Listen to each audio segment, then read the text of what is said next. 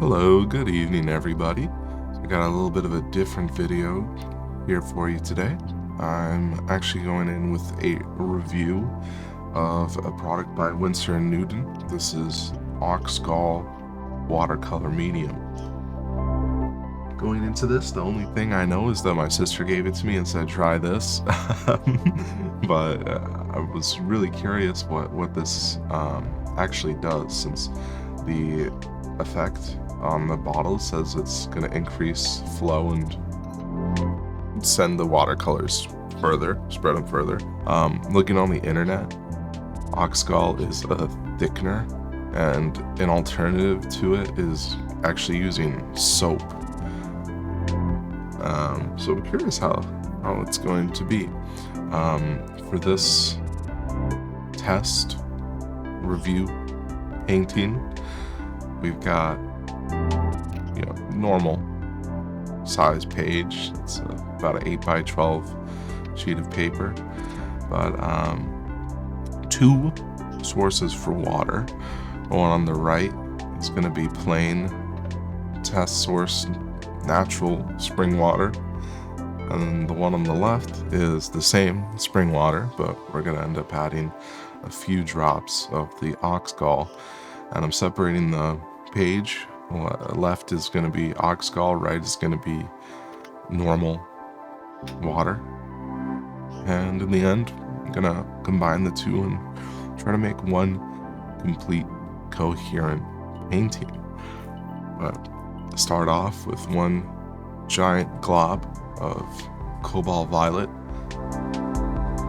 and what I try to do here is spread that one dip of color as far as it'll go, and you can see after just 2 or 3 rather large strokes, is pretty low on water and color. It's not spreading so much anymore. You do see the color building up around, but it is taking a bit of effort on my part to squeeze that extra water out of the brush.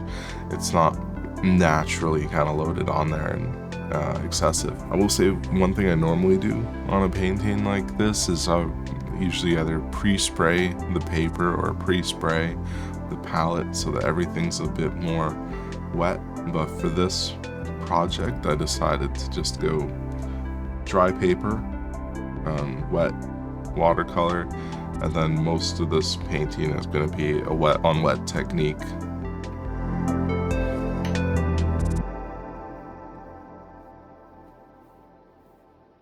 See, I took one more dip to be able to finish this half of the page with cobalt violet spread all the way to edge on every square inch of the page. Well, on this half of the page.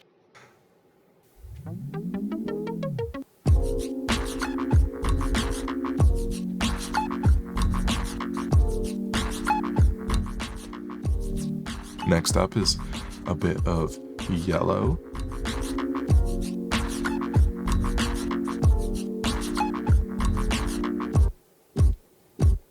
Seeing the high contrast, I can't help but think of a Lakers jersey.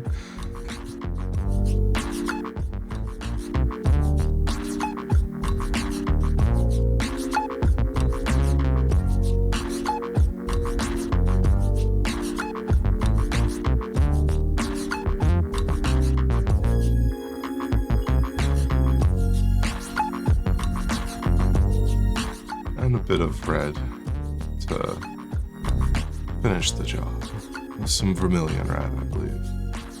This particular pigment.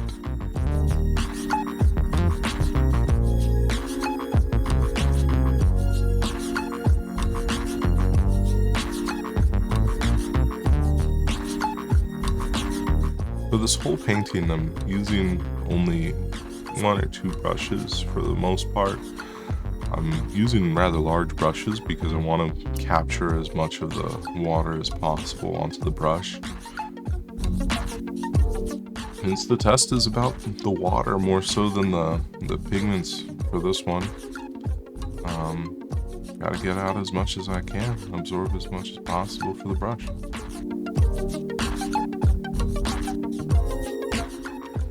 For more detailed kind of lines, I'm picking up some red ochre.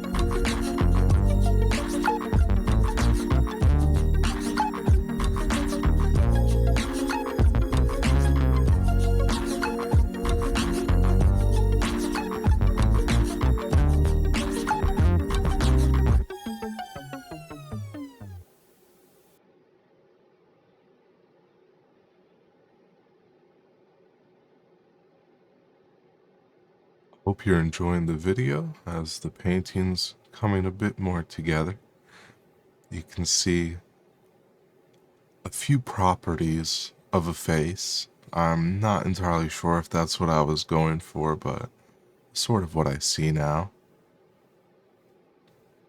I'm not going for a representative painting here. I'm not using any kind of reference or anything. I'm just sort of reacting to how the paint goes onto the page for this one. No preconceived visual idea aside from the colors that I wanted to use, since overall this is a warm kind of palette. I'm not using all of the colors, and I think I only end up using 1 or 2 patches of blue for the whole thing, and just mixing it in for a little bit of contrast.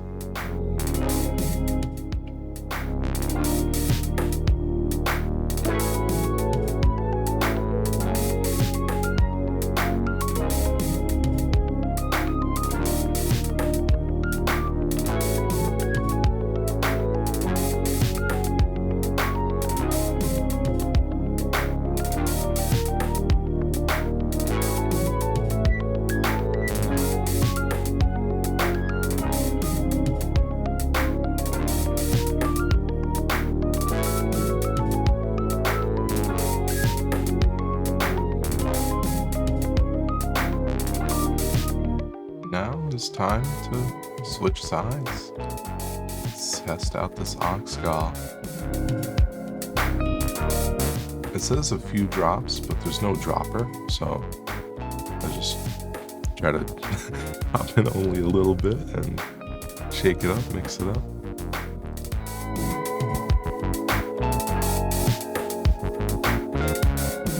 What I'm hoping for out of this is that it's gonna make the water more watery. It's kind of a strange ask, but what I was hoping for with this is that it makes the watercolor spread more like a fluid, even though it is already watercolor and it's already fluid. Just more of that kind of property. And you can see already from the first stroke that there's just a bit more liquid being released with the watercolor pigment. And in general, whereas the first few marks on the normal water side laid out flat color and lightened heavily, but still stayed pretty consistent. With the Ox Gall, all the pigment dropped in the first 2 strokes, 95% of the pigment. And then as I go around trying to spread it as much as possible, just like the first half, it doesn't move quite as much, and it sort of stayed in place where I initially dropped the pigment. There's water all over. The water actually held a little bit better into the brush, and the whole half of the page is almost entirely wet. But you can see with the pigment, it does react a bit differently to this medium, because it's a bit easier to pick up and fall off, if that makes sense. It's a bit higher saturation in the first spot where the brush drops, and I'm not entirely sure yet how to control it, because this is my first time using it.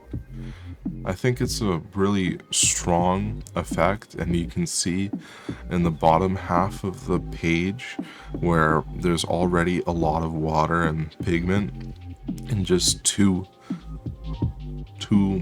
pickups of the water and the pigment. And now adding the yellow, just adding one pickup splotch, it feels like it's going everywhere, all over the page. It's spreading so much, and it's become a different color as well because of the violet that's been spread all over the page. It's picked up some of that and turned a bit more into orangey yellow, something a bit more it feels a bit more natural, a bit more peachy. But the lower portion still has that high contrast, like I was saying, of always reminds me of like a Lakers jersey, seeing these two colors together.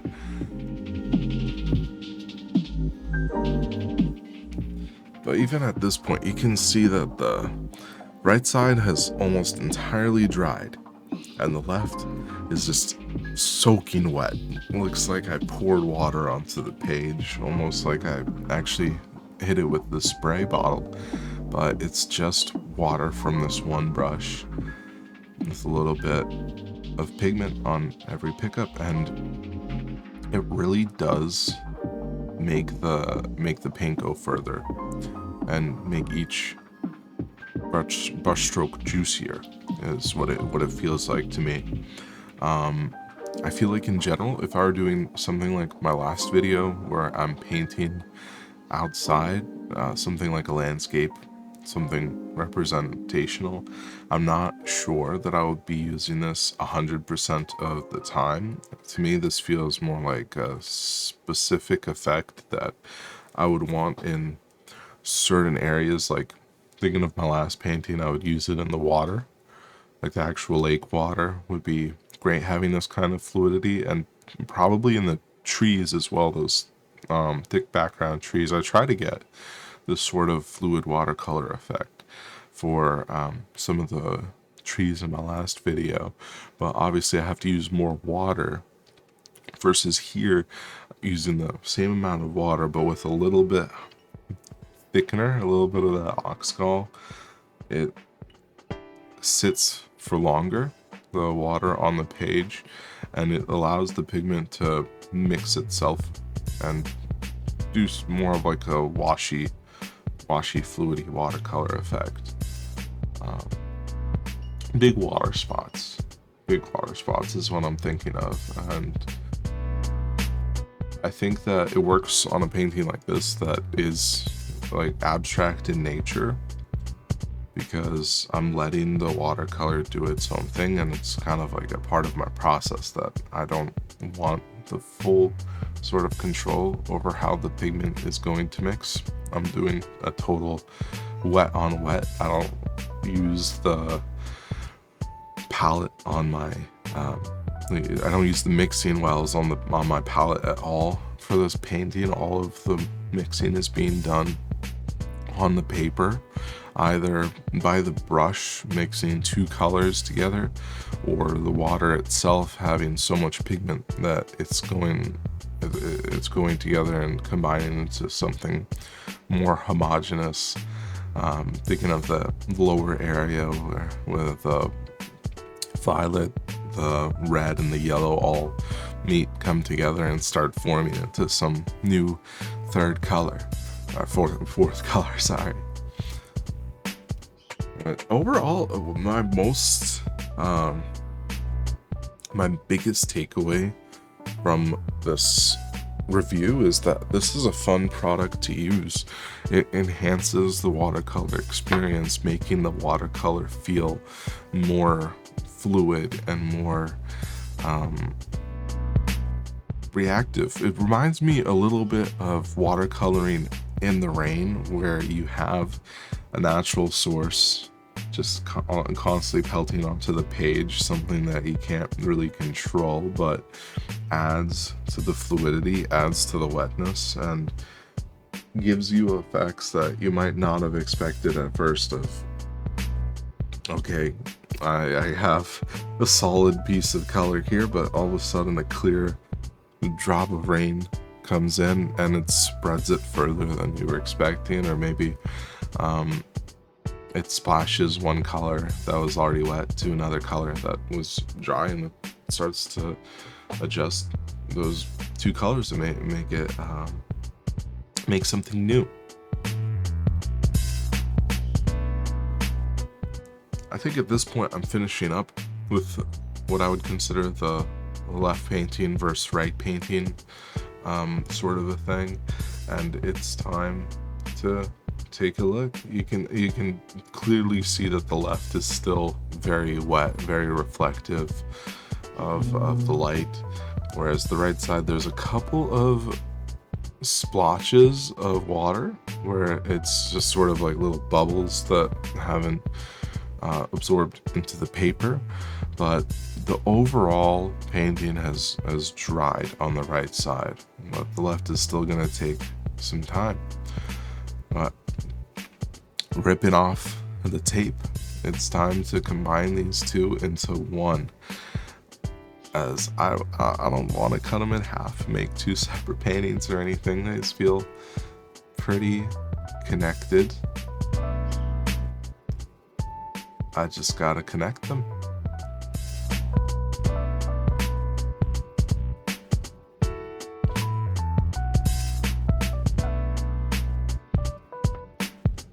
Most of the rest of the painting, I actually do end up using the Ox Gall.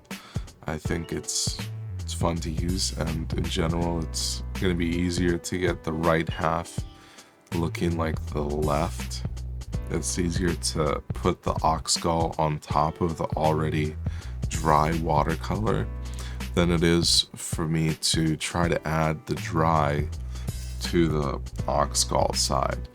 Unless I were to wait for the painting to totally dry and then go over it, but even then, there's so much more pigment concentrated on that side that once I start to go in, it should reactivate and cause more mixing and unpredictability than the right.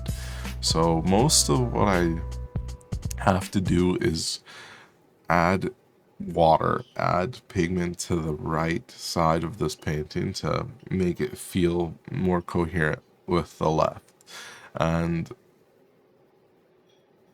there's a few different things that I do here, but I think the main is getting both the violet spread into the middle and more onto the right, and getting the yellow to be the connector, since it's sort of, I mean, that's the color of a lot of light, so you would sort of expect that kind of lighter color in most of any kind of scene, I would say. For me, yellow feels like life, feels like nature, just reflecting off of everything around us. When it comes to painting air, I feel like I go to yellows, ochres, kind of those light tan kind of colors for just a general kind of what is ambience like. I feel like it could be a candlelight, it could be a sunlight, it could be just the light flare from a car, like the incandescent kind of lights. Usually they're kind of warm, like a yellow. Versus if I'm using blue, I'm thinking of the office or a hospital kind of light. When I use the yellow, I'm thinking it feels of a natural kind of feels like it comes from something natural. So that's why I'm using it to combine the painting. So it's more of a reference to nature. I don't know if that makes sense, but I feel like I think a lot about the colors that I use, and each of them do have their own sort of meanings and reactions. And this is where I finally add a little bit of blue. It's clearly the darkest pigment that I'm using, so it stands out quite a bit on the page. But as it mixes in with some of the more wet spots, it becomes sort of like a background. What am I trying to say? It adds to the density of it to have this darker, contrasty color to it that isn't just violet. And it's hard to see what I'm doing here with the brush now, because adding just that little bit of blue and having the Ox Gall on the brush everywhere that I'm driving the brush through is leaving a mark. Because most of the painting is these kind of light oranges and yellows. Anywhere that I'm crossing with the blue is leaving visible light but visible mark, and I'm using that to add some of the details to the painting now, because I feel like the overall composition is there, the color is there. It just needs a bit of refinement of what are we looking at, what are we looking for here, what is this? And I don't know if I totally have the answers here, but I do know that it was fun to put it all together. It's the first time I've ever tried using this medium, and I foresee myself keeping this bottle in my kit and using it on occasion. I don't know if I would make a full painting like this again using just the Ox Gall. I think it adds as a medium, sort of like using a thicker oil paint on a thinner oil paint. It's something to use later in the process of the paintings to add the kind of higher saturation and definition, as well as the fluid effects and things. So I'd be curious what the effect would be if I were to pull it into like a pipette or an eyedropper and start putting it into little places. How it spreads and what the effect is like. I'm really curious to try more of this. If you liked the video, please remember to give it a like, comment if you got any thoughts, and subscribe. Thank you so much.